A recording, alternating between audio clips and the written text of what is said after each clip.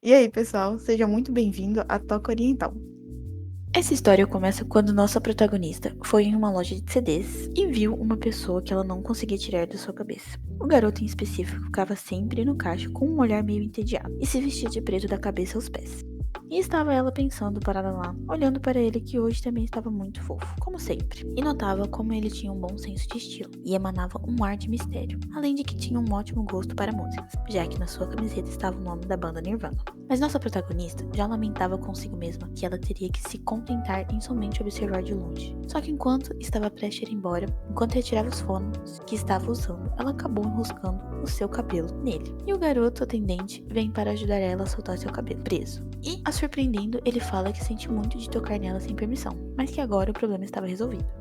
E cá estava a nossa protagonista toda animada na sala de aula contando sobre o que tinha acontecido com ela na loja para suas amigas. E afirma para suas amigas que ela estava realmente apaixonada e questiona em voz alta o que será que ela deveria de fazer. A sua amiga simplesmente responde dizendo que, soando daquela forma, ela acreditava que ele era um playboy, que ela apostaria qualquer coisa, e pergunta para a nossa protagonista se ele tinha um nome. A protagonista responde que ele não tinha um crachá. Então ela não sabia o nome dele, mas que ele era muito legal por ter ajudado ela daquela forma, sem nem notar a presença de uma jovem preocupada e que escutava toda a história. Nas suas costas estava lá nossa segunda protagonista agonizando, pois ela havia se colocado em uma posição um tanto quanto cabulosa, já que ela era o garoto atendente. Só que como que ela iria explicar essa situação? Agora que sabia que tinha sido envolvida em uma situação inusitada, a nossa segunda protagonista pensa em como que ela conseguiu chamar a atenção de uma aluna na sua sala, e que acima disso tudo era uma Gyaro, mas estava ao seu lado a mesma garota contando para suas amigas que ultimamente ela não conseguiu ver esse garoto mais,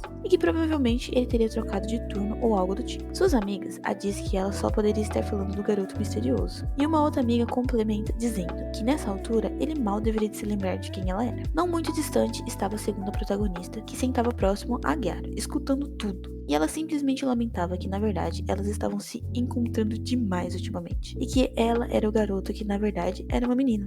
Já no serviço, nosso menino, que era menina, estava pensando preocupada de que deveria de resolver essa situação de mal-entendidos o mais rápido possível, mas que se fizesse isso em sala de aula, seria brutalmente devorada pelas meninas malvadas. Bom, pelo menos era essa a visão que ela tinha da situação na mente dela. Mas ao sair da frente da loja, ela se surpreende com a Gyaro já estando lá, que solta um grito de susto ao ver ela também, ali tão de repente. A Gyaro se explica que não queria ter gritado assim, mas que ela não sabia que ela estava ali. Então, como a surpreendeu, acabou acontecendo isso.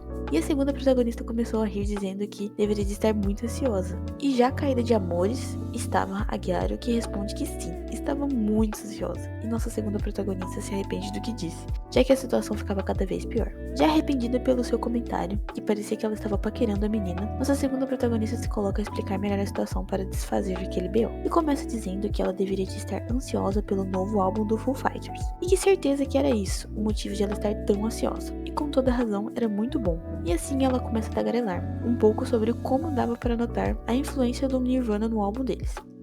A colegial, Gyaro, começa a rir dela, o que faz a segunda protagonista se desculpar por agir daquela forma de repente. Afinal, ela tinha se empolgado demais. E a nossa protagonista feminina, Gyaro, diz que não era esse o motivo de ela estar rindo, mas que normalmente ela não tinha os mesmos gostos musicais que suas amigas, e que para ela, a música era algo que ela estava acostumada a ouvir sozinha. A nossa segunda protagonista pergunta para ela se ela já tinha ouvido o novo álbum, e a Gyaro fica sem entender. Mas logo a nossa segunda protagonista oferece um CD para ela dizendo que era dela, e que ela poderia devolver quando ela quisesse.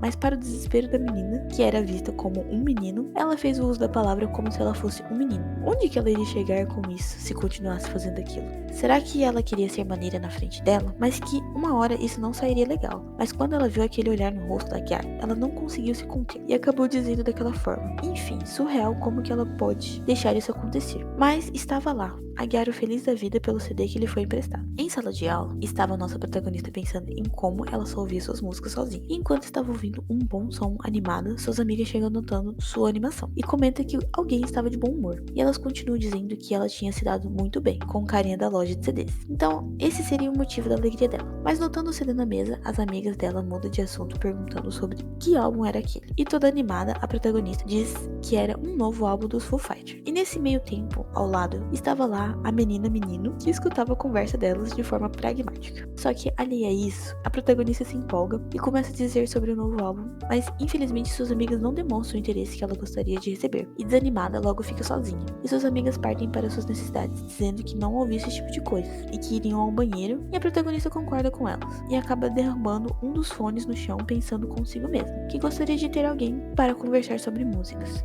E nem nota, mas a menino sai para ir embora. Só que antes de partir, acaba pegando o fone que caiu e coloca ele de volta no ouvido da protagonista, dizendo que aquela música era demais, deixando a Garo chocada, pois ela levemente conseguiu ver os traços do garoto naquela menina da sua sala. O tio de nossa segunda protagonista sempre se preocupou com ela, e isso se dava pelo fato de ela não ter muitas amigas e ser muito solitária. E assim ele olha para sua sombria e diz que ela deveria de trazer algumas de suas amigas na loja. Só que ela diz sem nenhuma preocupação que ela não tinha amigas, mas seu tio continua insistindo dizendo que ela poderia trazer suas amigas na loja, pois meninas bonitas poderiam chamar a atenção positiva para a loja. Mas na verdade verdadeira, ele só estava mesmo era preocupado com a juventude de sua sobrinha.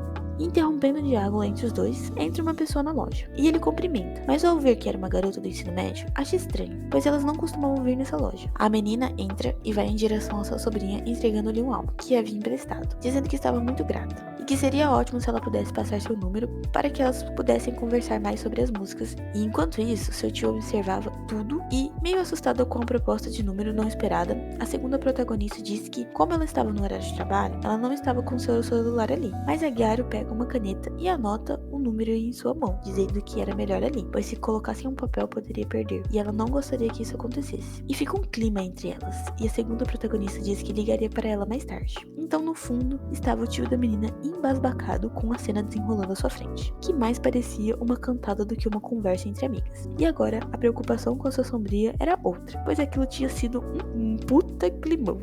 Pensativa estava nossa segunda protagonista, que olhava para o número de sua palma da mão, mas não sabia o que deveria de fazer. Será que ela poderia ligar para ela? Mas sua atenção se vai para o quão pra frente as garotas estavam ficando hoje em dia, já que ela havia recebido uma investida direta da garota. Mas interrompendo seus pensamentos, seu tio entra perguntando para ela se tinha um tempo livre, depois do trampo, já que tinha ganhado 2 ingressos de um show. Então eles poderiam ir juntos. Assim que acabou o serviço, eles foram para o show, e seu tio estava plenamente satisfeito, pois não havia nada melhor do que um show depois de um trampo, e pergunta para Mitsuki se ela concordava, mas ela estava com a cabeça nas nuvens, muito provavelmente por conta da garota de hoje mais cedo. Entendida essa situação, seu tio a questiona se ela tinha ligado para a garota, e Mitsuki reage de forma exagerada, dizendo que não poderia fazer isso, e seu tio a questiona do porquê não podia. Aí ela fica meio sem graça, pois ela nem saberia do que iriam conversar, e pensa consigo mesma que, se elas falassem, ela logo iria descobrir que ela era uma chata. Mas seu tio a tira de seus pensamentos, dizendo que ela estava sendo boba, que acima disso tudo, ela tinha aquele lugar para esparecer e se sentir bem. Assim ela se lembra do comentário da Garo que ela não tinha ninguém para falar sobre suas músicas, e decide então ligar para ela. Mas se ela não ligar, ela simplesmente poderia pôr um fim naquela relação de mal entendido. Mas ela na verdade não queria aquilo, então liga para a menina que atende. Seu tio, já todo emotivo, diz que logo sua sobrinha estaria se casando, mas seu colega só queria ir embora. Enfim.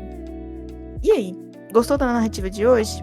Se sim, deixe seu like. Se não, diga nos comentários o que te desagradou. E se inscreva no canal para não perder as próximas atualizações. Tchau!